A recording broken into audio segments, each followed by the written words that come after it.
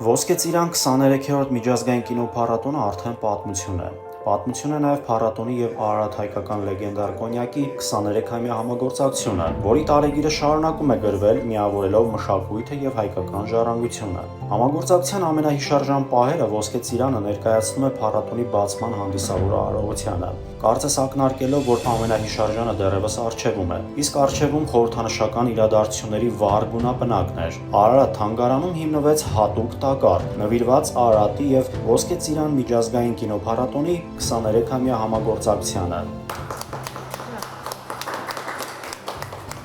Ի նշանավորում համատեղ արժեքների, ժառանգության, նվիրվածության եւ վարպետության խորհրդանշական տակառի վրա փորագրված այս բառերը արձագանքում են Արարատի եւ փառատոնի համագործակցության բոլոր դրվագներում։ Ոսկե ծիրան կինոփառատոնի հետ Արարատը երկար ճանապարհ է անցել Ոսկե ծիրան կինոփառատոնի հիմնադրման առաջին իսկ օրվանից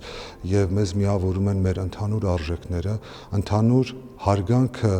ժառանգության վարպետության նկատմամբ։ Արարատ թանգարանեն այցելում օսկարակիր ռեժիսոր Պավել Պավլիկովսկին, ում վերջին հայրենիք կինոյում գլխավոր հերոս Նոբելյան մրցանակակիր Թոմաս Մանը իր դստերն է առաջարկում հայկական այն կոնյակը, որը Ստալինը կանոնավոր ուղարկում է Չերչիլին։ Կինոյի պրեմիերայից օրեր անց հենց այդ կոնյակը լեգենդար Արարատ Դվինը Արարատ թանգարանի գանձարանում վարպետին նվիրում է Երևանի կոնյակի գործարանի գործադիր տնօրեն Սերգեյ Խաչատրյանը։ And we together enjoyed this. Wonderful. Փառատոնի օրերին Արարատ թանգարան են այցելում հայտնի դերասան Սիմոն Աբգարյանը, օսկարակիր պրոդյուսեր Սև Օհանյանը եւ այլ շատ ու շատ հյուրեր։